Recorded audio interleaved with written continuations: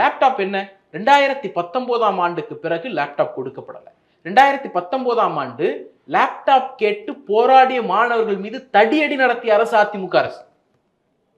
அப்ப என்ன சொல்றீங்க? நீங்க லேப்டாப் திட்டத்தை நிறுத்தியது திமுக கிடையாது, நிறுத்தியது அதிமுக, எடப்பாடி பழனிசாமி. ஜெயலலிதா கொண்டு வந்த பல்வேறு திட்டங்களை, தாலிக்கு தங்கம் திட்டம் நிறுத்தினது எடப்பாடி பழனிசாமி, லேப்டாப் திட்டம் நிறுத்தினது எடப்பாடி பழனிசாமி, சைக்கிள் திட்டத்தை கூட நிறுத்தி தான் வச்சிருந்தார். திராவிட முன்னேற்ற கழக அரசு வந்த பிறகுதான் ரெட்ராஸ்பெக்டிவா வெளியில போன மாணவர்களையும் கூப்பிட்டு வச்சு சைக்கிள் கொடுத்தோம். அப்படி ஒவ்வொரு திட்டத்தையும் நிறுத்தியது பழனிசாமி தான்.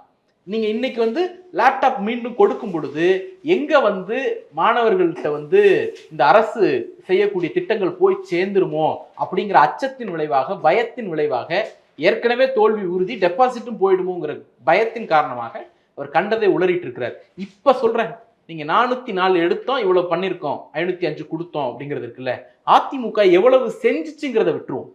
எத்தனை வாக்குறுதி கொடுத்துச்சுங்கிற நம்பரை யாராவது ஒருத்தர் போனை பார்க்காம சொல்லிட முடியுமா? கூகுள் பண்ணாம சொல்லிட முடியுமா? முடியாது. ஏன்னா டிரான்ஸ்பரன்சின்னு ஒண்ணு இல்லவே இல்லை. எதையுமே அக்கௌண்டபிலிட்டி எடுத்துக்கிறது கிடையாது. எல்லாவற்றையும் வெளிப்படையாக இவ்வளவு செஞ்சோம் செய்யலைங்கிறத பப்ளிக்ல வைக்கக்கூடிய கட்சி திமுக. அதனால இந்த தேர்தல் வாக்குறுதிகள் நிறைவேற்றலை அப்படிங்கிறதெல்லாம் அவங்க சொல்லக்கூடிய வழக்கமான கதைகள்ல ஒண்ணுதான்.